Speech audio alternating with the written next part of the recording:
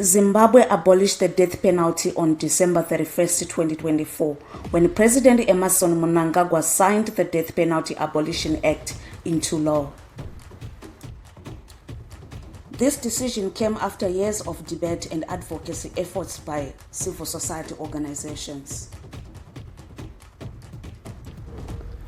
The new law prohibits courts from imposing death sentences for any offense and provides for the resentencing of individuals previously on death row.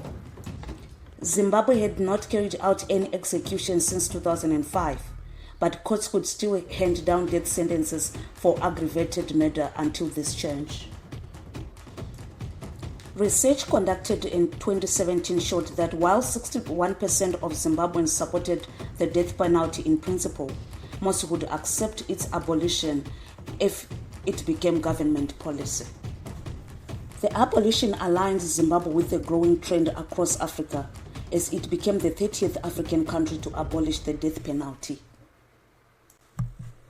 Proponents of abolition argue that the death penalty violates the right to life and is a cruel, inhumane form of punishment.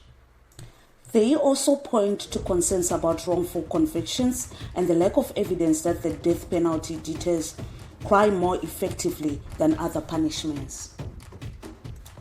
For serious crimes, Zimbabwe's justice system will now rely on other forms of punishment, such as life imprisonment, to hold offenders accountable while upholding human rights principles. Some arguments says before the colonial era, the death penalty was not a common practice in what is now Zimbabwe. Traditional African justice systems in the region generally favored restorative approaches rather than retributive ones like capital punishment. In pre-colonial Shona society, which was predominant in the area, murder was viewed as affecting the entire community and called for a restorative approach rather than a retributive one.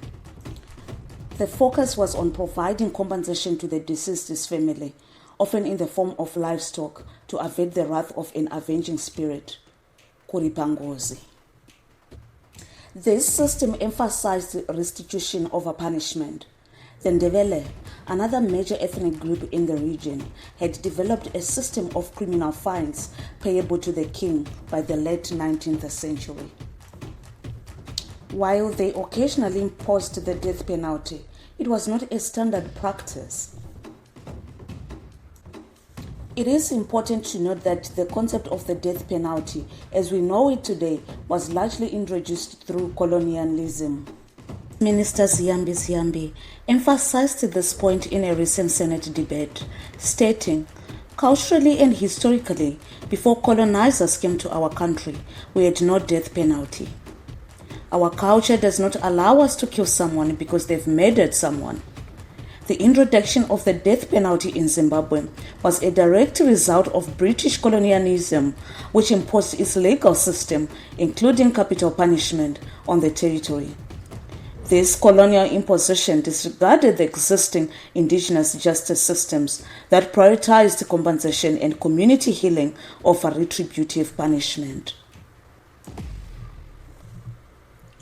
Traditional African justice principles have played a significant role in shaping modern Zimbabwean legal practices, although their influence is often understated or overlooked.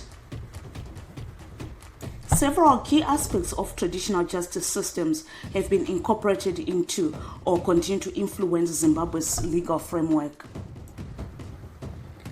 Restorative approach. Pre-colonial Shona society, which was predominant in the area now known as Zimbabwe, favored a restorative rather than retributive approach to justice. This focus on restoration and compensation rather than punishment has influenced some aspects of modern Zimbabwean law. Customary law recognition. Zimbabwe's legal system acknowledges the role of traditional practices embodied in customary law, as long as they do not conflict with general law. This recognition allows for the continuation of certain traditional justice principles within the modern legal framework. Community-centered justice. Traditional African justice systems emphasize the impact of crimes on the entire community.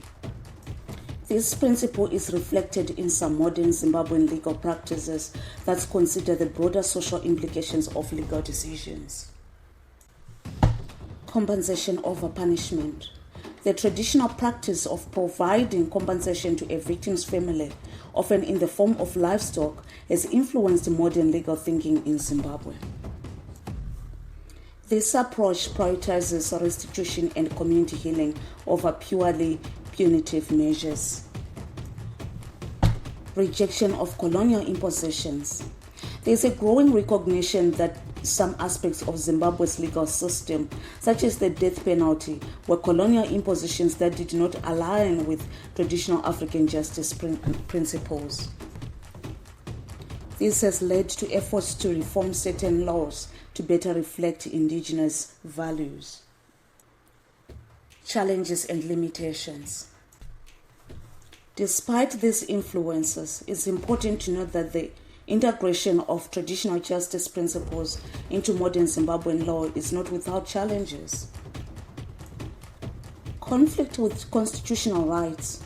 Some traditional practices may conflict with constitutional protections, particularly regarding individual rights and freedoms. Modernization pressures. As Zimbabwe continues to develop and engage with global legal norms, there is ongoing tension between preserving traditional justice principles and adopting international legal standards. Selective application. The incorporation of traditional justice principles is not uniform across all areas of law, leading to a sometimes inconsistent legal landscape. In conclusion, while traditional African justice principles have significantly influenced modern Zimbabwean legal practices, their integration remains an ongoing process. The legal system continues to evolve, balancing the preservation of cultural values with the demand of a modern constitutional democracy.